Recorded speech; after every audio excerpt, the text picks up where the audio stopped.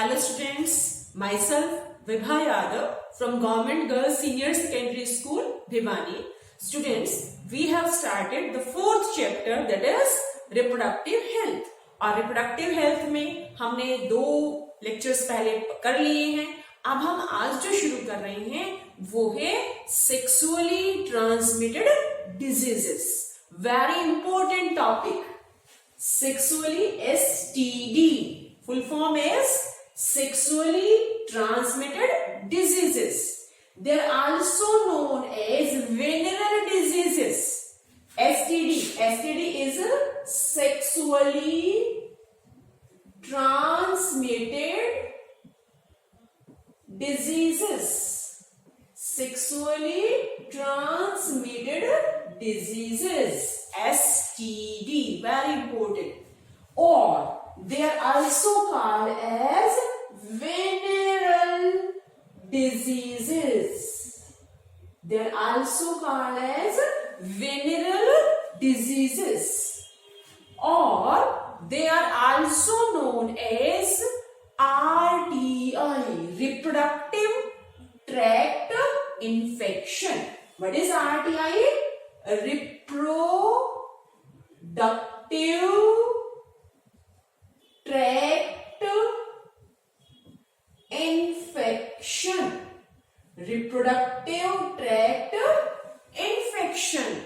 All these are synonyms. Means if we call STD or venereal disease or RTI, reproductive tract infection, all are similar, all are synonyms. Means हम STD को RTI कह सकते हैं, हम इसको venereal diseases कह सकते हैं.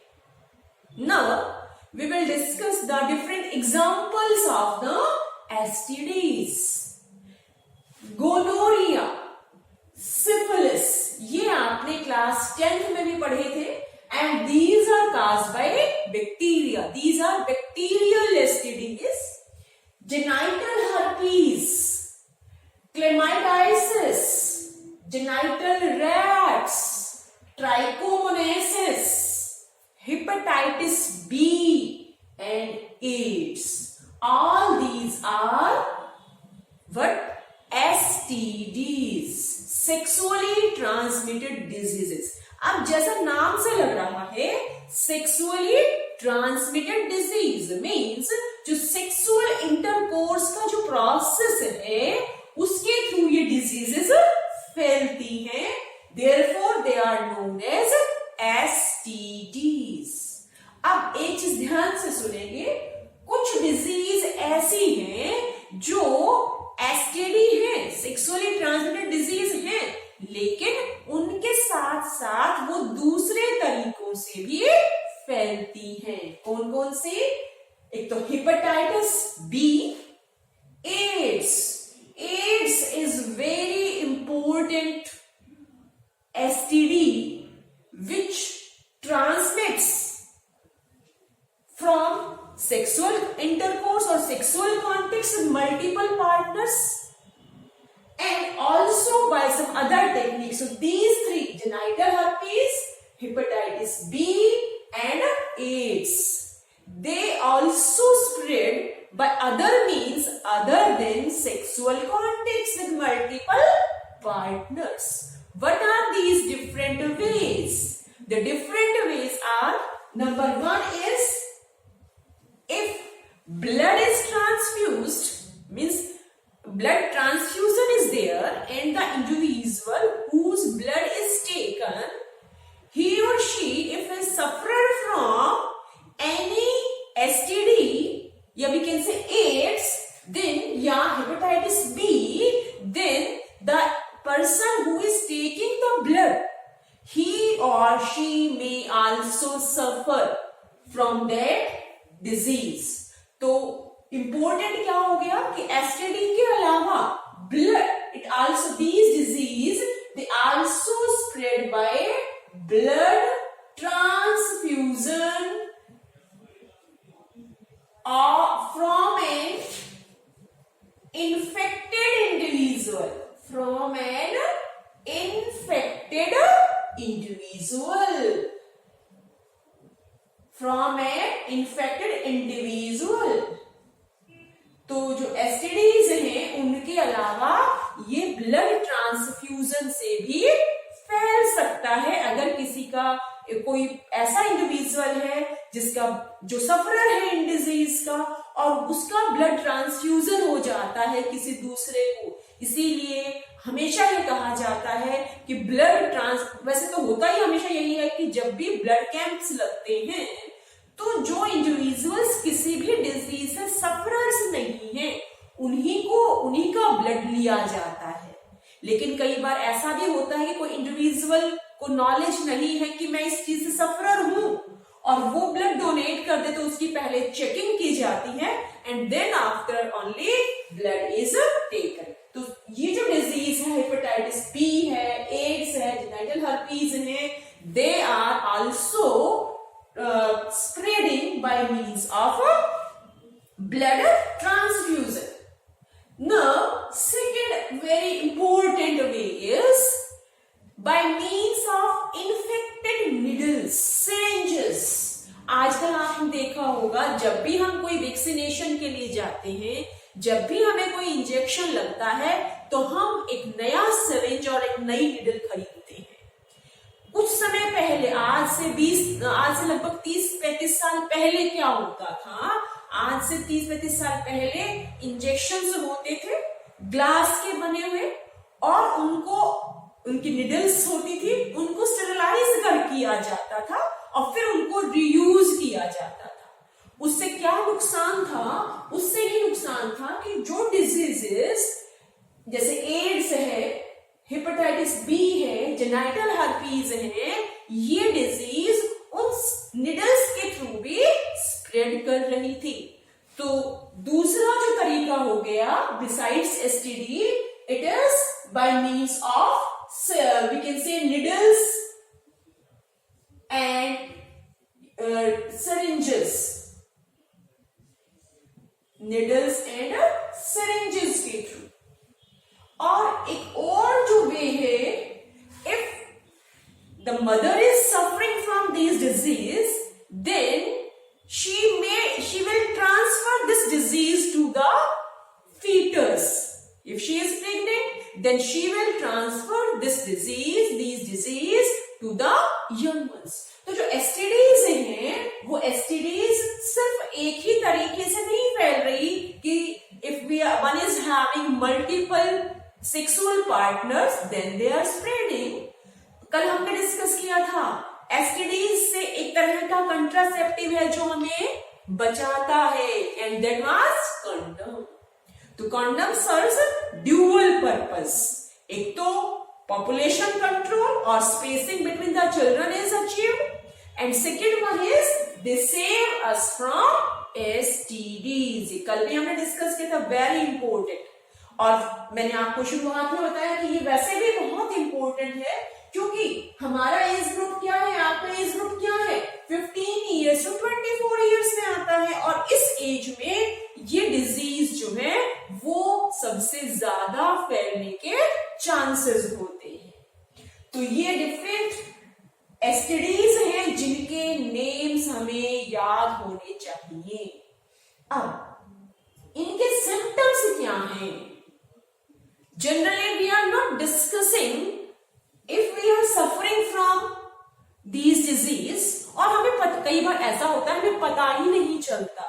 We may be asymptomatic.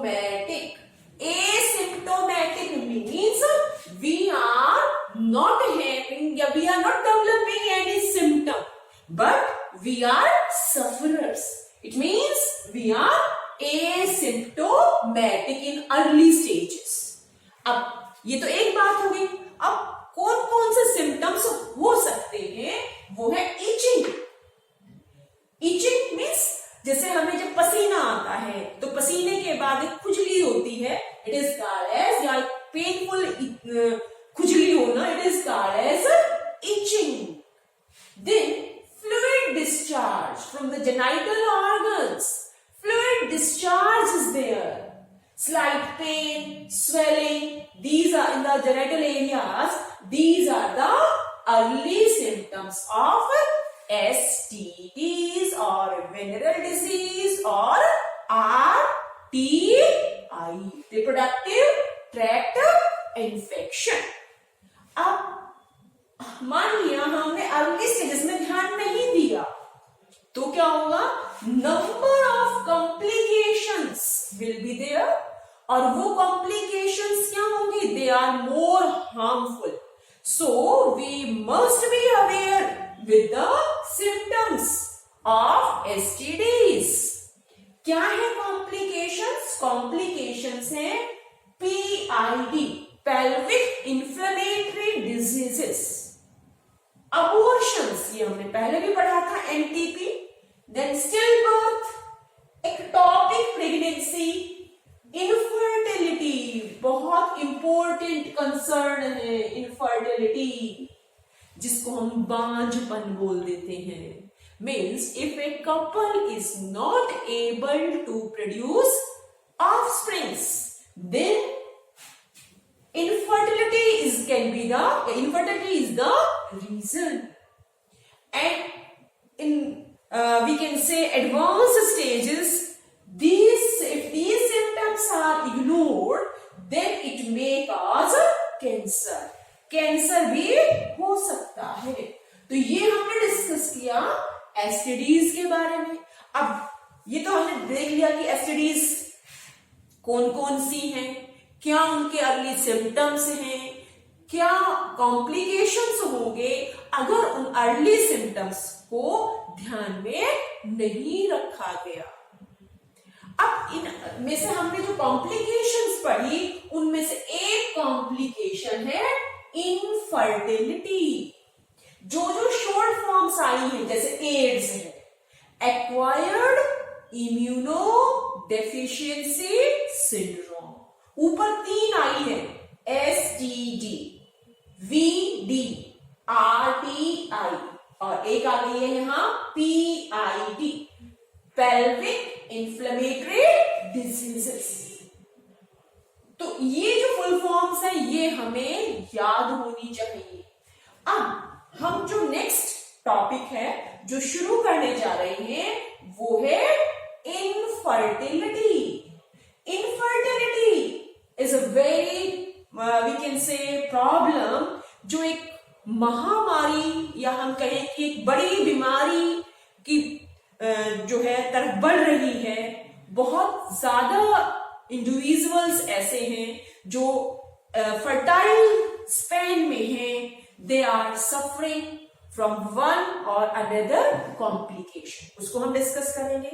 इससे पहले हम ये देखें कि जो STDs हैं हम इनसे कैसे बच सकते हैं. मुश्किल नहीं है इनसे बचना, बहुत आसान है अगर हम अपने सोशल नॉर्म्स को फॉलो करते हैं. In our society multiple sexual partners are not permitted, it is unethical. So पहली बहुत आसान और इंपॉर्टेंट चीज क्या हो गई, avoid the sexual relations with multiple partners. एक हमने कल भी डिस्कस किया था, यूज ऑफ कंडोम्स, दूसरा हो गया.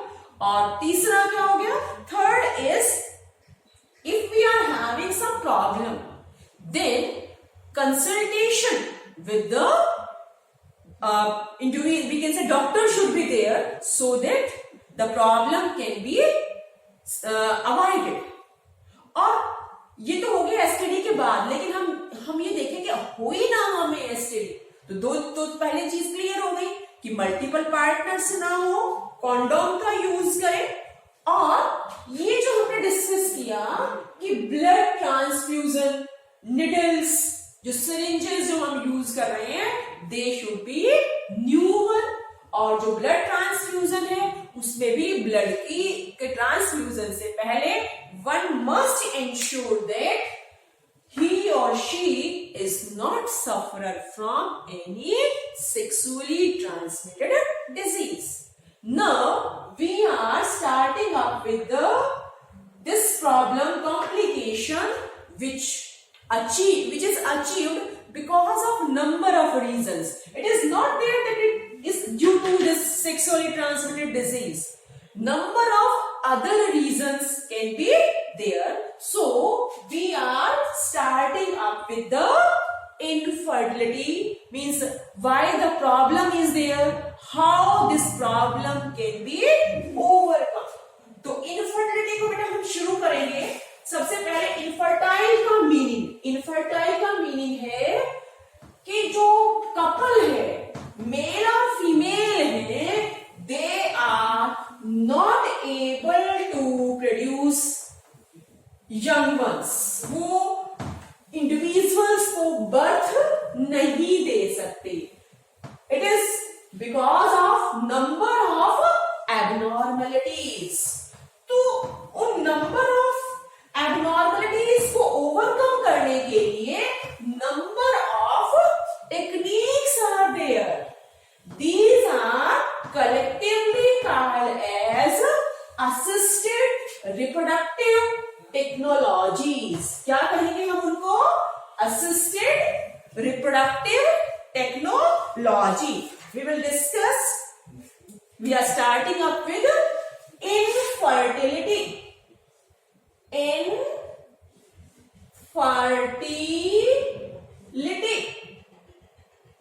Infertility. Now, infertility का मीनिंग क्लियर है. Infertility means a couple is not able to produce their child. It is called, that couple will be called as infertile.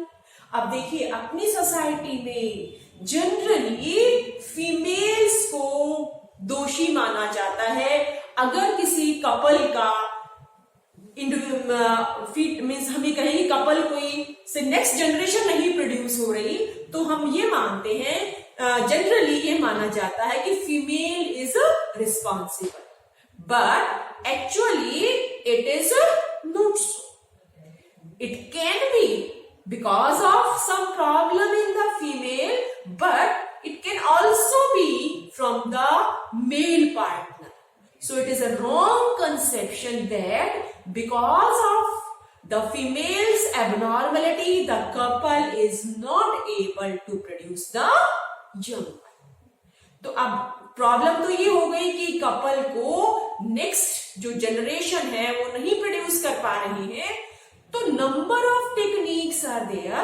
उन टेक्निक्स को हम डिस्कस करेंगे and collectively these are known as ART, assisted reproductive technology. What is it? ART, assisted reproductive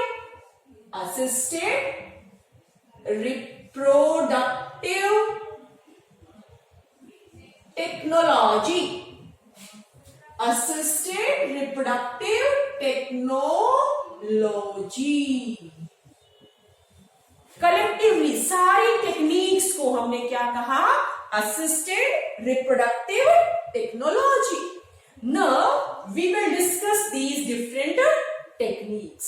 बहुत जो easy है हम वहां से शुरुआत करते हैं. बिल्कुल इजी नहीं ये सारी चीजें, लेकिन दे आर क्वाइट एक्सपेंसिव, महंगी हैं. हर इंडिविजुअल, हर कपल इन टेक्निक्स को अफोर्ड नहीं कर सकता. सक्सेस रेट जो है it is also very much low. Now what are these?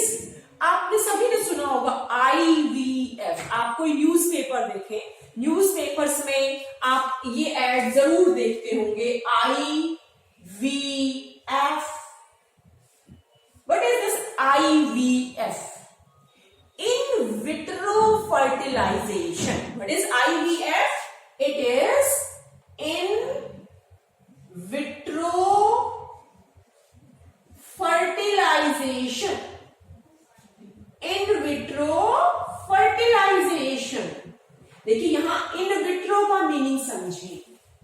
In vitro means in artificial conditions, in lab conditions. In vitro means lab conditions.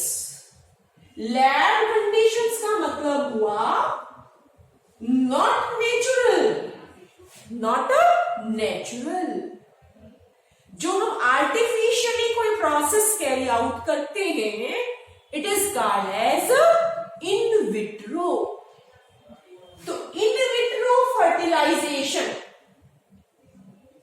In vitro fertilisation means fertilisation not naturally, naturally we can say internal fertilization is there in case of human beings.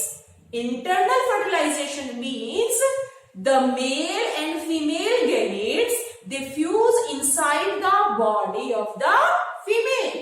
Means ये तो lab conditions की बात हो गई। Natural क्या है? Natural means ये artificial वे हो गया बेटा। It is artificial way.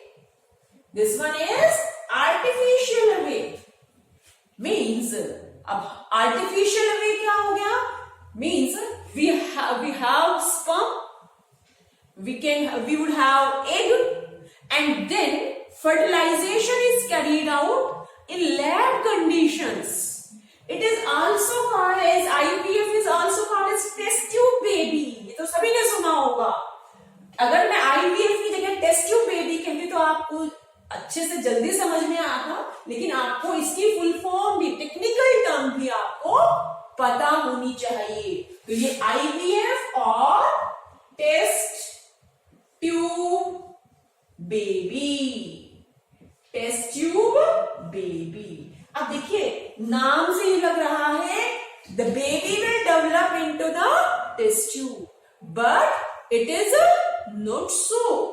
The fertilization takes place in artificial conditions, in lab conditions, and then the zygote, it is implanted in the mother. आपको हम डिस्कस कर रहे थे test tube baby. Test tube baby is also called as IVF. Test tube baby is a common name, and IVF it is the technical term for test tube babies. What is done in this technique in IVF, in vitro fertilization? If suppose a female is there and this female is able to produce eggs, but that female is not able, that after fertilization we can say that it can prolong for the, it can continue the zygote and embryo in her body.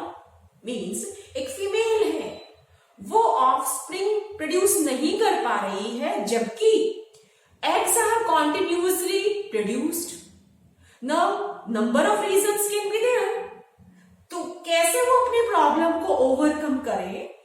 Eggs, they are taken from that we can say would be mother, and sperms from her husband, they can be taken, they are preserved in lab conditions, and then fertilization is carried out in artificial or in lab conditions. Zygote will be formed, and now that zygote, it can be transferred to some another female, or in the same female, if it's her uterus is okay, some problem is there, that fertilization is not possible in her body. उसकी body में fertilization possible नहीं था. A number of reasons can be there. तो artificially उसी का egg लिया गया और उसी के हस्बैंड के स्पर्म्स को लिया गया, आर्टिफिशियली लैब कंडीशंस में उनको वो कंडीशंस दी गई जो फर्टिलाइजेशन के लिए होती है, जाइगोट की फॉर्मेशन हो गई। अब दो कंडीशंस हो सकती हैं जाइगोट की फॉर्मेशन के बाद, कि ये जाइगोट उसी की बॉडी में इम्प्लांट कर दिया जाए या किसी दूसरी मदर में या दूसरी इंडिविजुअल में, जिसको हम क्या कहेंगे, सैरोगेट मदर। क्या कहेंगे? सैरोगेट मदर, सैरोगेसी आपने सुना होगा। सौतेली माँ, अब यहां सौतेली माँ का मतलब सिर्फ वही नहीं है जो हम समझते हैं। यहाँ सरोगेट का मदर मतलब क्या है, मदर का, कि जो फीमेल नहीं कंटिन्यू कर पा रही है डेवलपिंग एम्ब्रियो को अपनी बॉडी में, तो आर्टिफिशियली उसी का एग और उसी के हस्बैंड का स्पर्म या डोनर के स्पर्म भी यूज किए जा सकते हैं। क्योंकि हम क्या डिस्कस कर रहे हैं, हम ये डिस्कस कर रहे हैं कि कोई भी कपल किसी भी रीजन से इनफर्टाइल है। अभी हमने डिस्कस किया कि ये जरूरी नहीं है कि जो इनफर्टिलिटी है वो मदर की वजह से हो, वो फादर की वजह से भी हो सकती है। सपोज करो स्पर्म्स का जो काउंट है वो कम है, या जो स्पर्म्स की जो मोबिलिटी है वो कम है, तो कोई भी रीजन हो सकता है। सभी केसेस में डिफरेंट वे से उस प्रॉब्लम को कैरी आउट किया जा सकता है। तो हमने यहां डिस्कस किया कि टेस्ट ट्यूब मींस जाइगोट की फॉर्मेशन हुई। अब जाइगोट को ट्रांसफर करना है, zygote intrafallopian transfer means fallopian tubes में फर्टिलाइजेशन कहां होता है, it is in the fallopian tubes. अब वो हमने प्रोसेस कहां कैरी आउट कर दिया, बाहर। अब जो बाहर प्रोसेस कैरी आउट किया, उस जाइगोट को फीमेल की फेलोपियन ट्यूब्स में इंट्रोड्यूस कर देना, जाइगोट इंट्राफेलोपियन ट्रांसफर। इसकी फुल फॉर्म क्या हो गई, zygote intra fallopian transfer, zygote intrafallopian transfer. तो टेस्ट ट्यूब बेबी के बाद क्या होगा, उसका ट्रांसफर होगा। अगर वो जाइगोट स्टेज में ट्रांसफर हो गया तो कहां होगा, कहां ट्रांसफर किया जाएगा, in the fallopian tubes up to 8 blastomeres. जैसे ये जाइगोट है, सपोज ये एग है, ये स्पर्म है, दोनों फ्यूज करें, ये जाइगोट बन गया। अब जाइगोट क्या करेगा, डिवाइड करेगा, ये आप पढ़ चुके हो एम्ब्रियोलॉजी में, और नंबर ऑफ सेल्स बनेंगे, these cells are known as blastomeres. क्या कहलाएंगे ये, ब्लास्टोमियर्स। अब ये ब्लास्टोमियर्स अगर 8 से ज्यादा है तो वो कहां ट्रांसफर किया जाएगा, not in the fallopian tubes, it is intra uterine transfer, uterus में intra uterine transfer, intra uterine transfer, intra uterine transfer. न ये तो बात हुई टेस्ट ट्यूब की। Now, if suppose a couple is there, that couple is not able to produce gametes. कोई couple ऐसा है या कोई फीमेल ऐसी है जो गैमीट एग नहीं बना पा रही, एग की फॉर्मेशन नहीं हो रही, लेकिन उसकी बॉडी में फर्दर डेवलपमेंट इंडिविजुअल की, यंग वन की, एम्ब्रियो की हो सकती है। पहले तो क्या था, पहला ये था कि गैमीट फॉर्मेशन हो रही है, लेकिन जो फर्दर डेवलपमेंट है वो नहीं हो पा रही है, तो फर्टिलाइजेशन नहीं हो रहा है, या वो उसमें प्रोलॉन्ग नहीं कर पा रहा है एम्ब्रियो। तो हमने डिस्कस किया कि वो सैरोगेट मदर में ट्रांसफर कर दिया जाए, जाइगोट इंट्राफेलोपियन ट्रांसफर एक टेक्निक हो गई, या इंट्रा यूटेरिन ट्रांसफर एक टेक्निक हो गई, जिसमें अगर कोई प्रॉब्लम थी तो उससे सॉर्ट आउट किया जा सकता है। अब दूसरा तरीका क्या है कि कोई कपल ऐसा है जिसमें गैमीट की फॉर्मेशन नहीं हो रही। सपोज कोई फीमेल है और उस फीमेल में एग की फॉर्मेशन नहीं हो रही, तो क्या किया जाए, gamete intrafallopian transfer. Gift is gamete intrafallopian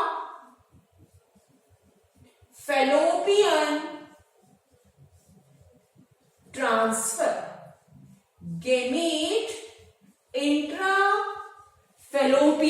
transfer. मतलब जो फीमेल है उसकी बॉडी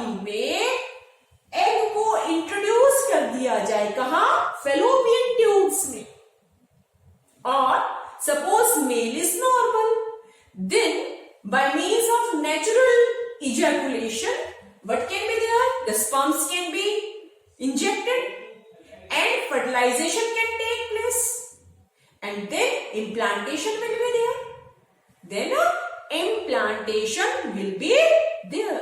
तो गेमीट इंट्राफेलोपियन ट्रांसफर, ये तो हुआ कि suppose female is not able to produce, तो हमने क्या किया, हमने एग आर्टिफिशियली फेलोपियन ट्यूब्स में ट्रांसफर कर दिया और फिर एक नेचुरल वे भी हो सकता है और आर्टिफिशियल इंसेमिनेशन।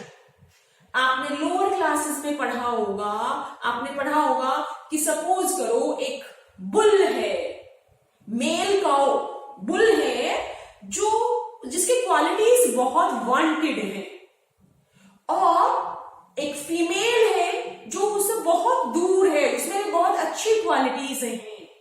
तो अगर हमें ये चाहिए कि वो फीमेल जो उस बुल से हजारों किलोमीटर दूर है उसमें इंसेमिनेशन करवाया जाए और इस बुल के कैरेक्टरिस्टिक्स नेक्स्ट जनरेशन में उन ऑफस्प्रिंग्स में आ जाएं, तो आर्टिफिशियली सीमन को कलेक्ट किया जाता है, उसको फ्रीज करते हैं, क्रायो प्रिजर्व करते हैं और फिर उसको ट्रांसफर करते हैं और वहां जाकर के आर्टिफिशियली, एक तो नेचुरल मेथड है, artificially by means of techniques it is introduced into the vagina of the female, it is known as artificial insemination.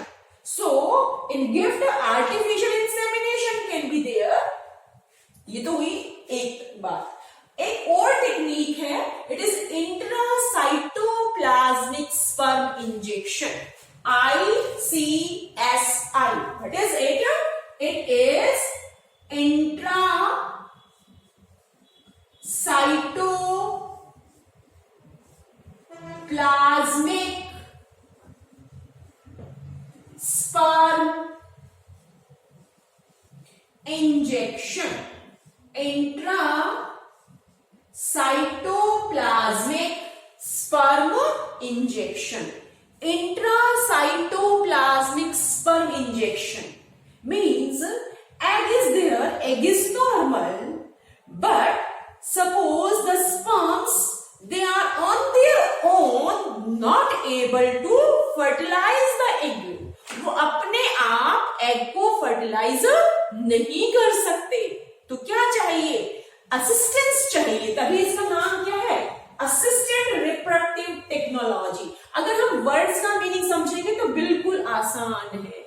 यहां क्या है, intracytoplasmic sperm injection means suppose the sperms they are not able to enter inside the egg, then artificially they are inserted inside the what, the egg. It is intracytoplasmic sperm injection.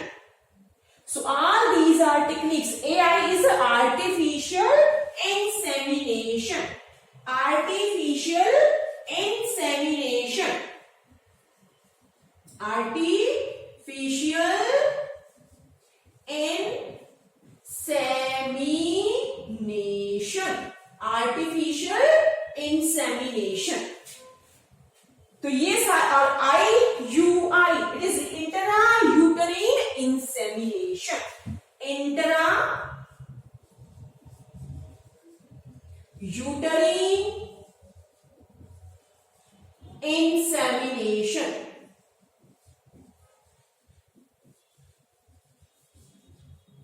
इंट्रायूटरीन insemination. तो बेटा ये सारी techniques हैं जिनके through अगर किसी couple को next generation offsprings नहीं प्रोड्यूस हो रहे हैं, they can be assisted to obtain their own child. तो मेरे ख्याल से आपको समझ में आया होगा. अब देखो करना क्या है, इन सबकी फुल फॉर्म्स आपको याद होनी चाहिए. फुल फॉर्म्स अगर आप याद रख लेंगे तो इस प्रोसेस में क्या कैरी आउट होगा वो बिल्कुल क्लियर होगा. तो इसके साथ बेटा अपना ये चैप्टर कंप्लीट हो गया है. असिस्टेड रिप्रोडक्टिव टेक्नोलॉजी, ये मैं आपको बता चुकी हूं कि ये एक्सपेंसिव भी है, सक्सेस रेट भी कम है और कुछ हमारे सोशल बाउंड्रीज हैं कि हम इन टेक्निक्स को बहुत फॉलो नहीं कर पा रहे हैं, बट आने वाले टाइम में these will be quite a common and acceptable in our society. तो आप इनको याद करेंगे और याद करने के बाद जब आप एक दो बार इनको लिख करके देख लेंगे तो आप बिल्कुल आसानी से इस चैप्टर को, इस टॉपिक को समझ पाएंगे। ओके बेटा, मेरे ख्याल सबको समझ में आया होगा। हम फिर मिलेंगे नेक्स्ट चैप्टर।